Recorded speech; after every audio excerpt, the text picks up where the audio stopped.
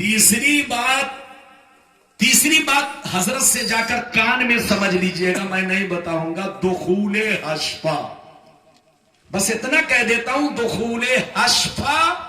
اب یہ دخول اور حشفہ کیا چیز ہے، حضرت سے جا کر مدرسے میں کان میں سمجھ لیجئے گا، یہاں پر میں نہیں بتاؤں گا۔ بات سمجھ رہے ہیں؟ تو 3 باتیں ہو گئی۔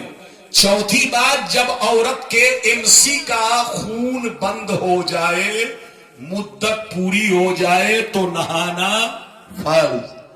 اور ادھر دیکھیے 5ویں چیز، جب عورت کے نفاس کا خون، نفاس کا مطلب بچے کی پیدائش کے بعد جو خون آتا ہے، جب وہ خون اپنے مدت پر بند ہو جائے تو نہانا فرض۔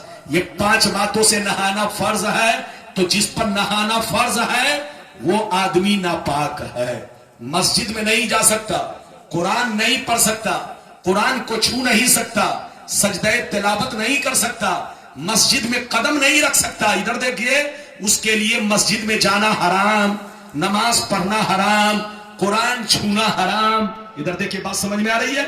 تو جس پر نہانا فرض ہے، نہ وہ قرآن پڑھ سکتا ہے، نہ چھو سکتا ہے، نہ مسجد میں جا سکتا ہے۔ لیکن جس پر نہانا فرض نہیں ہے مگر وضو نہیں ہے، ارے بولو، نہانا تو فرض نہیں ہے مگر وضو نہیں ہے۔ جیسے مان کے چلیے مجمع میں جتنے لوگ ہیں، ان میں سے کسی کا وضو نہیں، یا 1-2 کا وضو ہو، تو جس کا وضو نہیں ہے وہ پاک ہے۔ وہ کیا ہے؟ جب بھی بولو، پاک ہے، زبانی قرآن پڑھ سکتا ہے اور دیکھ کر بھی پڑھ سکتا ہے مگر چھونا نہیں ہے۔ ارے بولو، مگر چھونا نہیں ہے، چاہے دیکھ کر پڑھیے چاہے زبانی پڑھیے، سامنے قرآن رکھ لیجئے اور آپ کپڑا سے، ادھر دیکھیے، کپڑا سے اس کو پلٹیے، ارے بولیے، کپڑا سے پلٹیے تو آپ دیکھ کر بھی پڑھ سکتے ہیں، اور حافظ ہیں تو زبانی بھی پڑھ سکتے ہیں۔